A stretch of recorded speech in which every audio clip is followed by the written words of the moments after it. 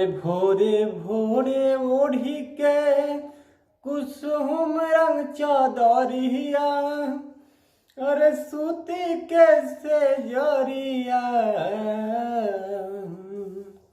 भोरे भोरे ओढ़ी के कुसुम रंग चादरिया, अरे सूती के से जरिया। नजरिया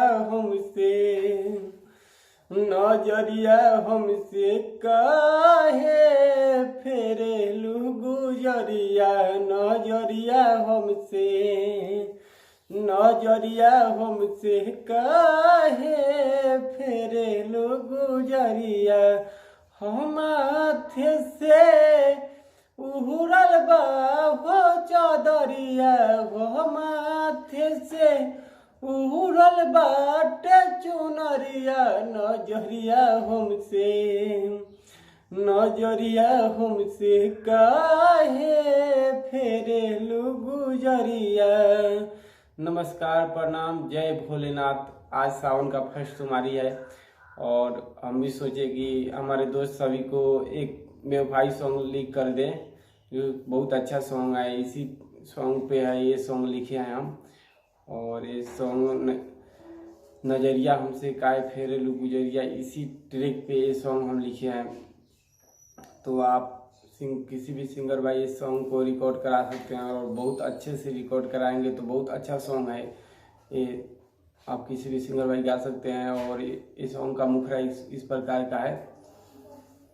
और बाजी तुहरा दुआरा पर ढोला सहनइया, अरे ढोला सहनइया। बाजी तुहरा दुआरा पर ढोला सहनइया, अरे ढोला सहनइया। जा खुश रही हा कह के तू तो सगैया। जा खुश रही हा कह के तू तो सगैया। तू खुश रही हा कह के हो तो सगैया। तू खुश रही हा कह के हो तू सगैया। जा खुश बारू कह के तू बेवफैया। जा खुश रही हो कह के तू तो सगैया। ये था मुखड़ा। और बहुत कैसा लगा, बहुत अच्छा लगा होगा। तो इसे प्लीज एक लाइक और शेयर और कमेंट जरूर कीजिएगा। और उसके बाद से आपका अंतरा इस प्रकार के है। के करा से हसब बोलब हम बतियाईब, के करा के गले लगाई।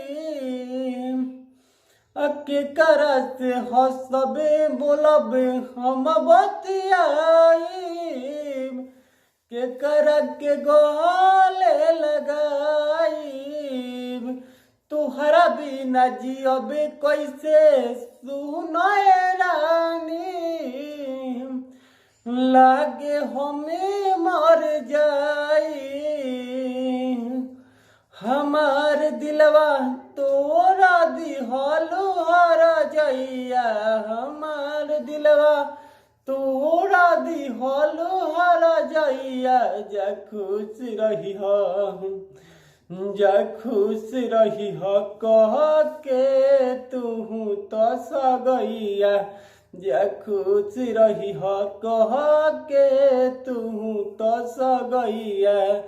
ये फर्स्ट अंतरा था और सेकेंड अंतरा इस प्रकार के है। रोशन यारियन भैले जाने बेसहारा, तोड़ पे हल तुहारा बिना हो। रोशन यारियन भैले जाने बेसहारा, तोड़ पे ले दिन और रात हो।